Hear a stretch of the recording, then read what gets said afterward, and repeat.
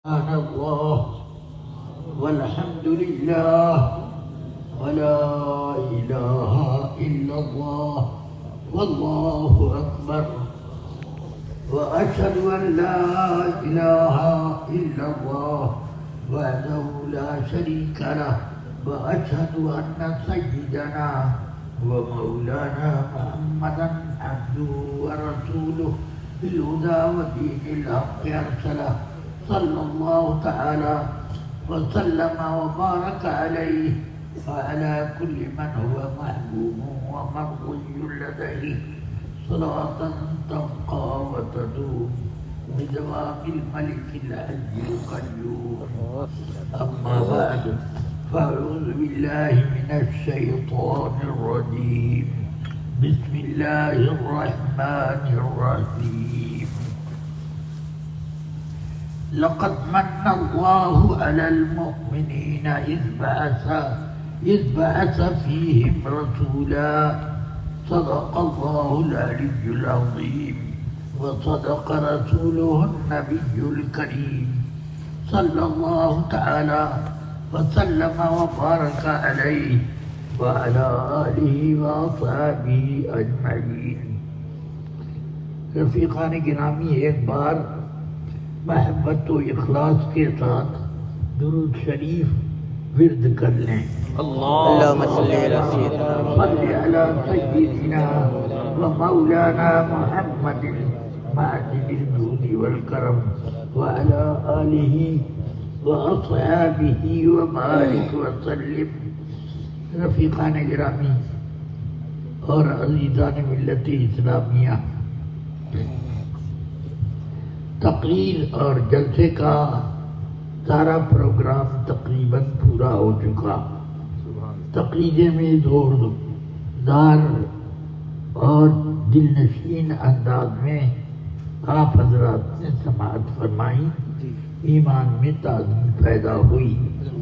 اللہ تعالی ہم سب کا ایمان ہمیشہ تازہ رکھے اور ہمیں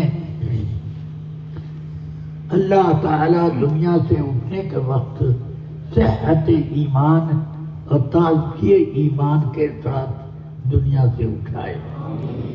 رفیقان ملت، آخرت کی سب سے پہلی منزل قبر ہے. حدیث شریف میں رسول پاک نے فرمایا، القبر اول منزل الآخرہ. قبر آخرت کی سب سے پہلی منزل ہے.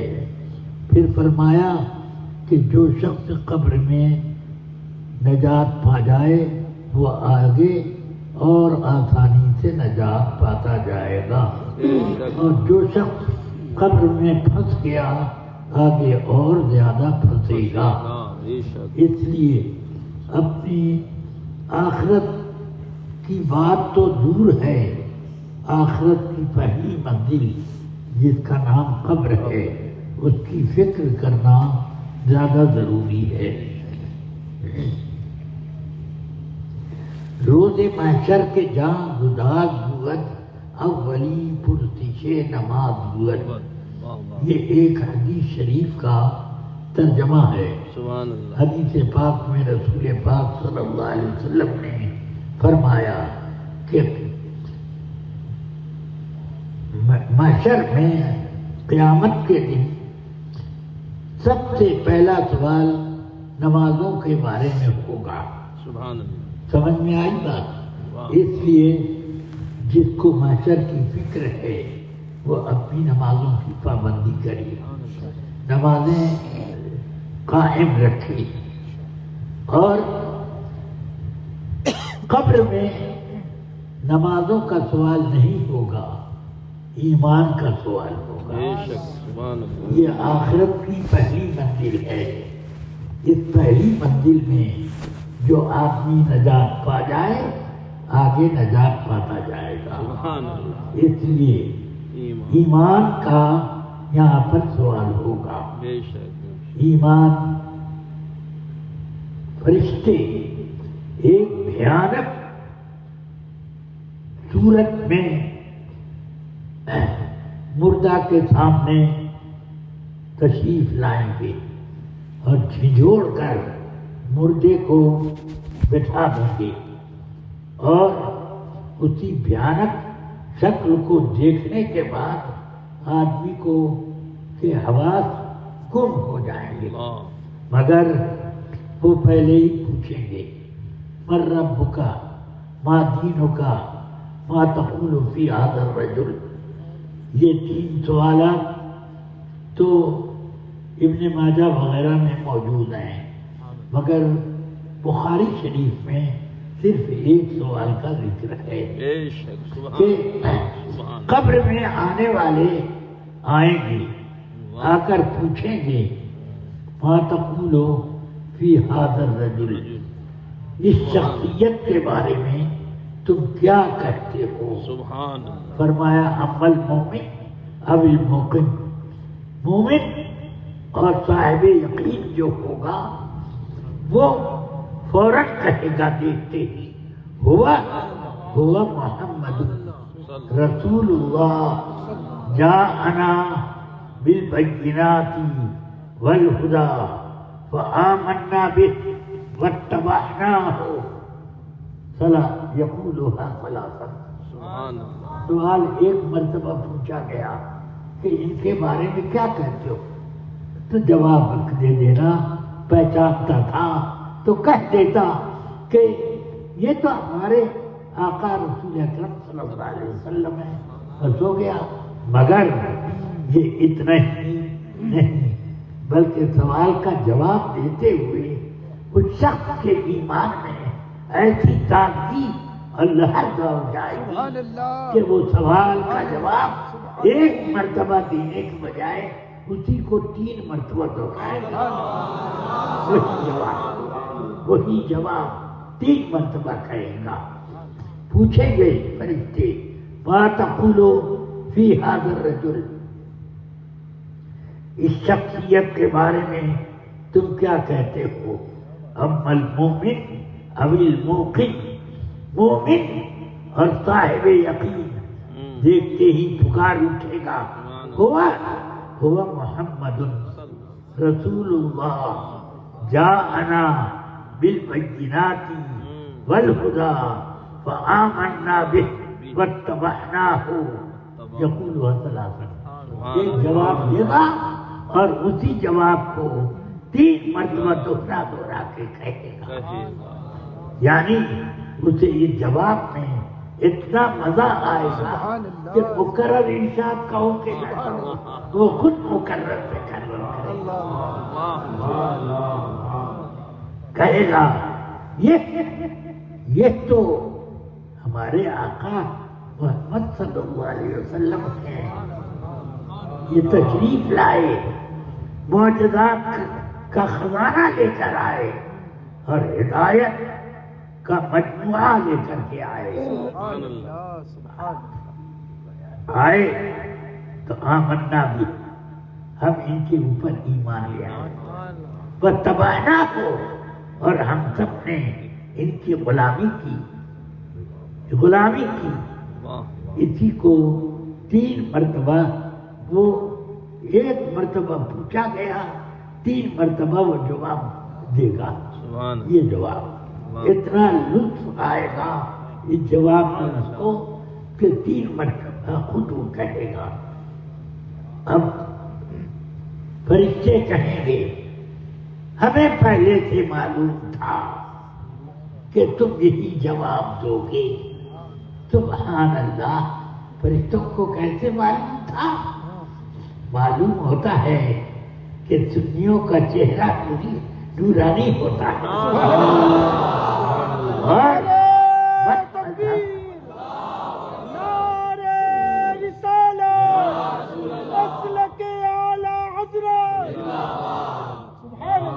اور بد مذہبوں کا چہرہ دنیائی میں بگڑ جاتا ہے، اور قبر میں پہنچے گا تو اللہ جانے کیسا ہوگا، ہاں کتنا بگڑا ہوا ہوگا۔ تو فرشتے جب نورانی چہرہ دیکھیں گے پہلے ہی پہچان جائیں گے کہ یہ کون ہے، یہ اعلیٰ حضرت والا ہے، یہ غوث اعظم والا ہے، یہ غریب نواز والا ہے، یہ صحابہ کرام کا غلام ہے، اور یہ اہل بیت اطہار کا عاشق بار ہے۔ اس لیے فوراً وہ پہچان جائیں گے، چہرے پر سب بزرگوں کا کچھ نہ کچھ نور کا حصہ تو ضرور ہوگا۔ اور فرشتے کہیں گے، جب جواب دے لے گا تب کہیں گے فرشتے، قد كنا نعلم انك تقول هكذا، ہمیں پہلے ہی سے معلوم تھا کہ تم یہی جواب دو گے۔ سمجھ میں آئی بات؟ یہ ہو گئے۔ تو آپ یہ مت سمجھیے کہ ہم نے بڑا ٹھیک جواب دیا، ہم کامیاب ہوئے، یہ ہمارا کمال نہیں، بلکہ اللہ نے فرمایا یثبت اللہ الذین آمنوا بالقول الثابت، حدیث شریف میں آیا نزلت فی سؤال القبر، یہ آیت قبر کے سوال کے بارے میں اتری ہے۔ ہاں کیا ہے؟ یثبت اللہ الذین آمنوا بالقول الثابت، ایمان والوں کو اللہ ایمان پر جمع کے رکھے گا۔ تو اس وقت جواب کون بتا رہا ہے؟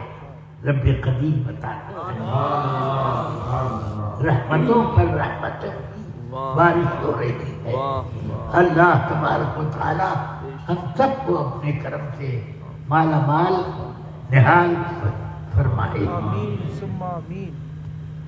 رفیقان ملت، جو آدمی حدیث شریف میں فرمایا قبر آخرت کی پہلی منزل ہے، جو اس میں نجات پا گیا آگے اور آسانی سے نجات پاتا جائے گا، اور جو اس میں پھنس گیا آگے اور زیادہ پھنسے گا۔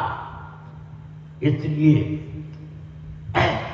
اب وہ آیت جس میں اللہ نے فرمایا ایمان والوں کو اللہ تعالی قول ثابت یعنی ایمان پر جمع کے رکھے گا، کیا مطلب ہوا؟ کہ اللہ تبارک و تعالی قبر کا سوال خود بندے کے دل میں حل کر دے گا کہ اس کا جواب یہ کیسے، خود اللہ تعالی وہ جواب سکھائے گا ایمان والوں کو، ورنہ موت جب آئے گی تو اس وقت آدمی سب بھول جائے گا، کچھ یاد نہ ہوگا، مگر اللہ تعالی ایمان اور ایمان کے لواحقات سب اپنے مسلم بندے کو بتاتا چلا جائے گا، بتائے گا۔ سمجھ گئے میرا رب کتنا قریب ہے؟ اس کے کرم پر اب اس کے کرم کو یاد رکھو اور اپنی سب سے اہم ضرورت کھانا پینا بال بچے یہ نہ سمجھو، سب سے اہم ضرورت قبر میں نجات پانا ہے۔ حضور نے فرمایا قبر آخرت کی پہلی منزل ہے، جو اس میں نجات پا گیا وہ آگے اور نجات پاتا جائے گا، سب اس کا مسئلہ حل ہوتا جائے گا۔ سمجھ رہے ہیں؟ ہاں تو اب قیامت میں اگر نماز کا سوال آئے گا تو وہ بھی حل کرے گا وہی ایمان والا جواب، سب حل ہوتا جائے گا۔ اللہ تبارک و تعالی ہم سب پر اپنی رحمتوں کی بارش برسائے۔ رفیقان گرامی، اللہ نے ہم کو بہت سی نعمتیں دی، اپنی نعمتیں تم گن نہیں سکتے. فرمایا وَإِن تَعُدُّوا نِعْمَتَ اللَّهِ لَا تُحْصُوهَا. اللہ کی نعمتوں کو اگر تم شمار کرنا چاہو تو حساب نہیں لگا پاؤ گے. ایک حدیث شریف میں آیا کہ ایک بندے نے 200 سال تک عبادت کی ہوگی.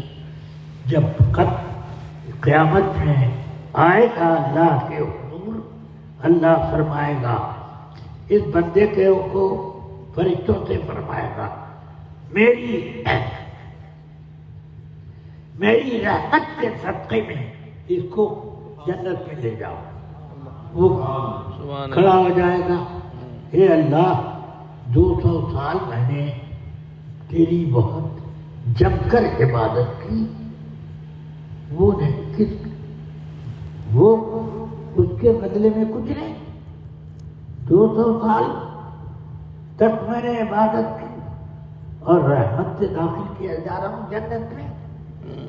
میں اپنی عبادتوں سے نہیں داخل ہو سکتا.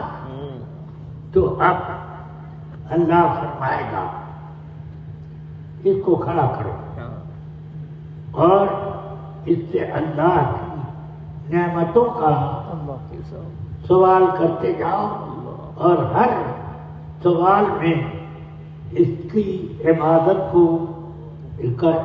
کا جواب جمع کرتے جاؤ. تو اس طرح آنکھ سے شروع کیا جائے گا. آنکھ میں کتنی نعمتیں ہیں، بول اس نعمت کا تیری آنکھ میں ہم نے یہ مزہ رکھا ہے کہ مزہ برسات کا چاہو تو ان آنکھوں میں آ بیٹھو. سیاہی ہے، سفیدی ہے، شفق ہے، ابر باران ہے. سیاہی ہے، سفیدی ہے، شفق ہے، ابر باران ہے. ذرا یہی اتنے ہی اگر ہوتا تو کچھ بات ہوتی، مگر بے حساب نعمتیں ان آنکھوں میں ہیں. تو ایک آنکھ کا حساب کیا جائے گا تو حدیث میں فرمایا 200 سال کی عبادت ختم، اور ابھی ایک آنکھ کا جو سوال تھا وہ سوال ابھی پورے نہیں ہوئے. جتنے سوال تھے ان کا جواب دیتے دیتے 200 سال کی عبادت ختم ہو گئی. اب وہ اللہ فرمائے گا اب یہ اپنی عبادتوں میں کمن کرتا تھا، لے جاؤ اس کو جہنم میں. وہ اب گر گڑائے گا، روئے گا، اے اللہ مجھ سے غلطی ہوئی، تیری رحمت کے سوا کوئی چیز میرے کام کی نہیں، تیری رحمت میں چاہتا. اب تب نجات ملے گی. دنیا میں تم جو کچھ بھی کر رہے ہو یہ بھی اللہ کی رحمت ہے. نماز پڑھ لیتے ہو یہ مت سمجھ لو کہ اپنی محنت اور اپنے عشق سے پڑھ لیتے ہو، بلکہ یہ محنت بھی اللہ کی طرف سے ہے، اور نماز کی محبت اور اس کا عشق بھی یہ بھی اللہ کی طرف سے ہے. ورنہ اللہ نے جس کے دل میں نماز سے نفرت پیدا کر دی وہ کبھی نماز نہیں پڑھتا. یہ سب کرم ہے اللہ کا. تو اس لیے نماز جو پڑھتا ہے یہ بھی اللہ کا کرم ہے.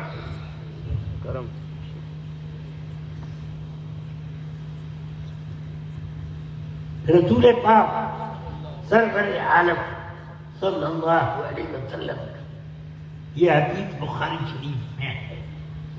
فرماتے ہیں لا يدخل احد الجنہ الا برحمت اللہ.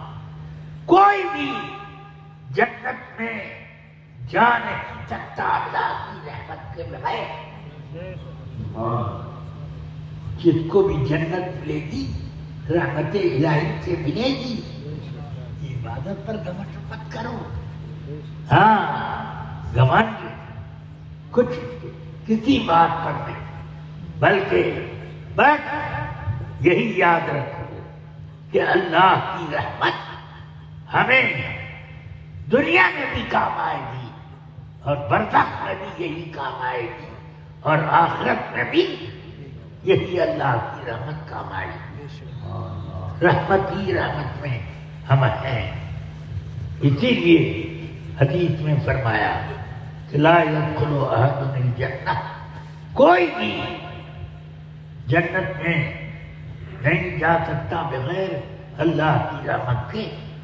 सहाबा ने पूछा भला अंता या रसूल अल्लाह, आप भी है अल्लाह के रसूल बगैर रहमत इलाही की?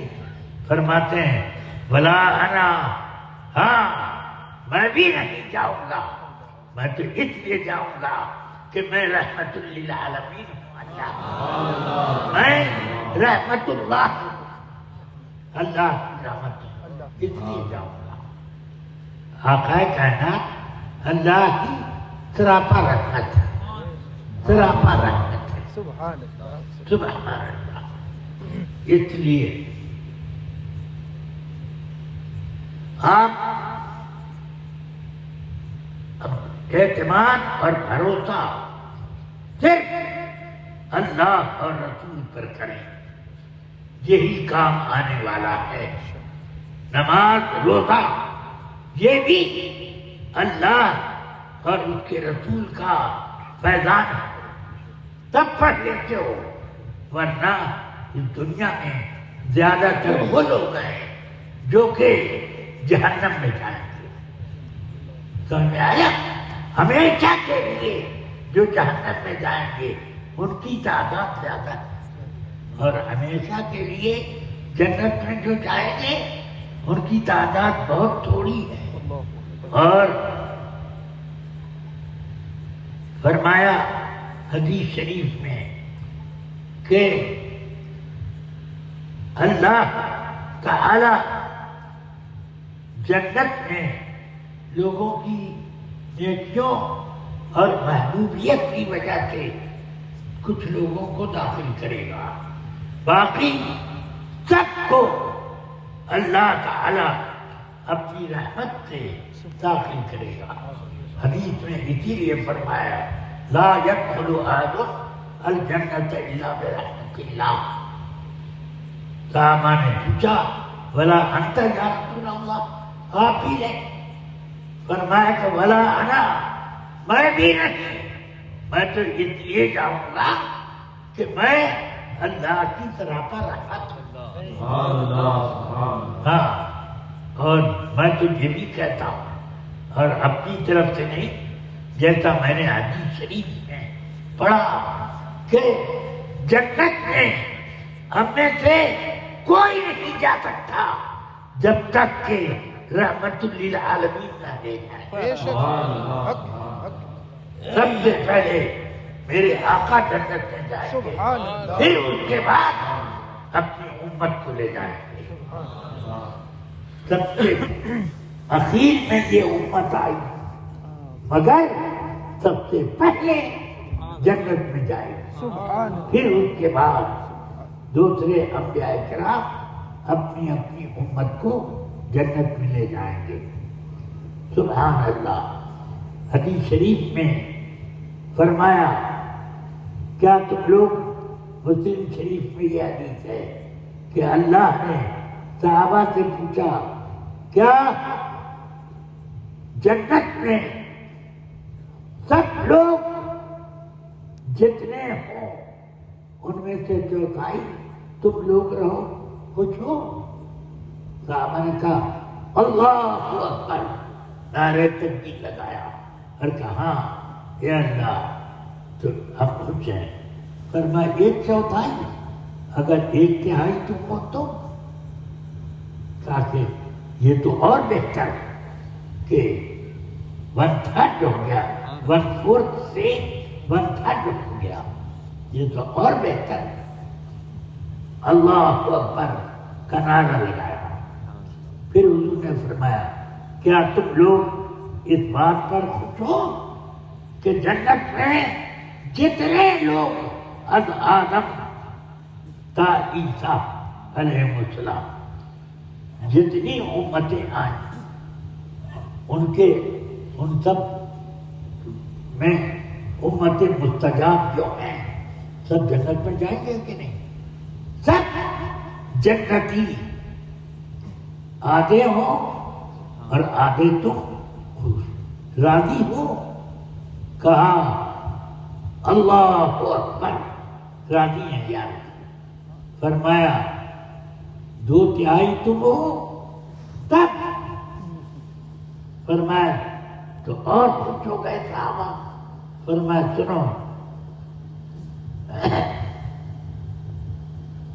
جنت میں تم لوگوں کی تعداد جنتیوں میں اتنی ہوگی کہ دوسرے جنتی حضرت آدم سے لے کر عیسیٰ علیہ السلام تک جتنی امتیں ہیں امت مستجاب وہ سب تو جنت میں جائیں گے۔ فرمایا جتنے وہ لوگ ہوں گے ان سے 3 گنا زیادہ تم لوگ۔ سبحان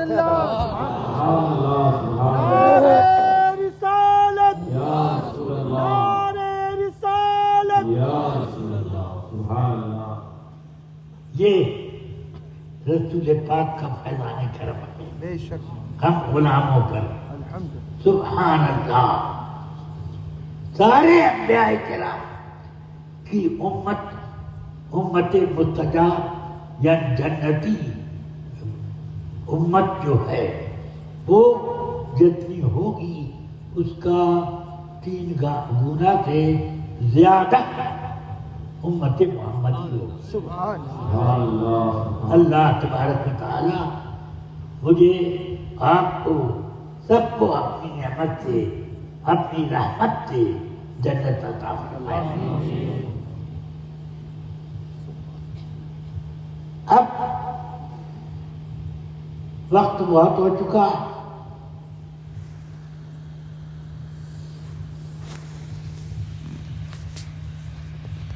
اسی پر میں اپنی بات ختم کرتا ہوں۔ آپ سب دل سے 3 مرتبہ کلمہ شریف دل سے پڑھیں۔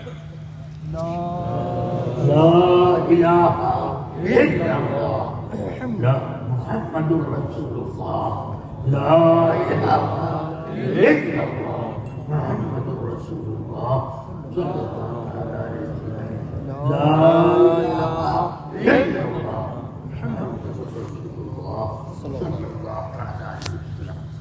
رفیقان ملت، آپ سب یہ یقین رکھیں سنیوں کے علاوہ کوئی جنت میں نہیں جائے گا۔